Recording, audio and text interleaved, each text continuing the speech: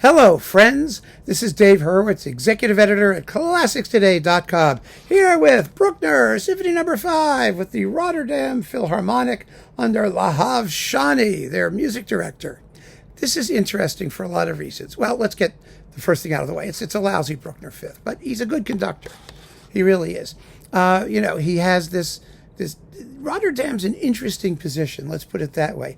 It has been a stepping stone for many, many fine conductors. Really, I mean, Edo de Waard was there, and David Zinman was there, and James Conlon was there, and Nazgul Snezik-Yegin was there, and now he's there, and Gergiev was there, and then he was made there after the war started. He was erased or canceled or whatever happened to him. But really, it's been a very interesting step. And they made many fine recordings. I think Rachmaninoff and Saint-Saëns third and whatnot with Edo de Waard and Rimsky-Korsakov with Zinman. And really, they're a good band. A great band? Well, not so much, but very good.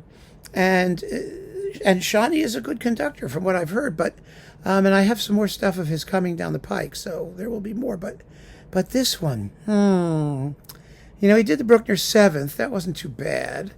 I have to listen to it again because I'm not quite sure. But this 5th doesn't cut it. No way. Bruckner, the 5th is Bruckner's quirkiest symphony. It's the most unlike anything else anyone else would have come up with. And the best way to describe it is the way Eugen Joachim did, which is nothing happens until the end. It's absolutely true. Nothing happens until the end. It's all just a lot of contemplation and positioning until that final chorale comes plowing in the last 2 minutes. The problem is, for a work that's 75 minutes long, how long is this performance? Do they tell you? 71 minutes and 31 seconds. You have to keep the audience occupied with the nothing that's happening until the end. Of course, it's not true that nothing happens. There's a lot of, musical stuff going on. There's loud, there's soft, there's tunes, there's a fast movement, there's a scherzo, there's plenty of goodies going on there until you finally get to the chorale. But that's the culmination. So the truth of the matter is, I don't know about you, but when I get a new recording of Bruckner's 5th, I go straight to the end, because if that final chorale does not blow the roof off, nothing else is going to matter. No matter how fabulously or interestingly or insightfully you conduct everything that comes before, it all just goes straight down the toilet if the final chorale doesn't cut it. Boy, does this not cut it. It really doesn't. And the problems are evident in terms of balance in the brass section. It really says it all. Nobody talks about the fabulous wind playing in Bruckner's 5th Symphony. Either the brass can cut it or they don't. Here you've got horns who are louder than the trumpets and trombones. That's a problem. And the weakest section of the three, the trumpets, the trombones, and the horns, are the trumpets. Well, when you've got a chorale with the trumpets getting the melody on top, that's a real issue. The brass sonority all congeals in an unblended and incoherent mass in the end. And it's not loud enough. And the timpani aren't loud enough either. The timpani also matter here. It just doesn't have the requisite power.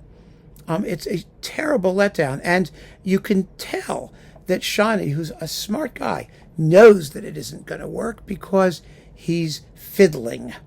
He's adjusting the timpani parts, making dynamic swells. He's trying to do things to make it interesting. He has the brass phrase with this heavy legato. It's not, you don't have to do that legato. It's dum, bum, bum, bum, ba, da, da, dum. You don't have to go, da, da, da, da. You don't have to do that. It has to be broad, obviously. It has to be sostenuto, but not legato. And he does it more than once. He does it at the end of the first movement as well, which is also boring.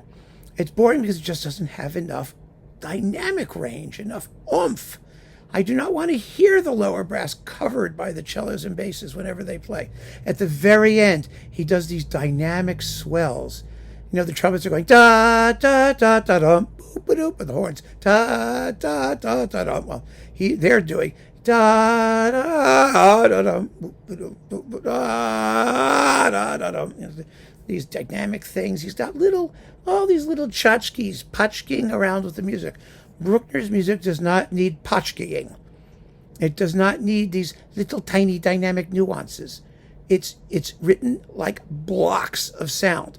Fortissimos have to be sustained for their full length. Piano should be sustained for its full length. Expressive music, the Gesang themes, the song themes in his, sonata movements, the third themes or the second themes, whatever they are, they can be given a little bit more freedom and flexibility and espressivo. But these big climaxes in one tempo and one dynamic, no, you just have to play the living daylights out of him and let it go. And he doesn't do it. He doesn't do it. So, I mean, the scherzo is okay. It's just not very exciting. The slow movement strikes me as a little too fast, but it's okay. It's just okay.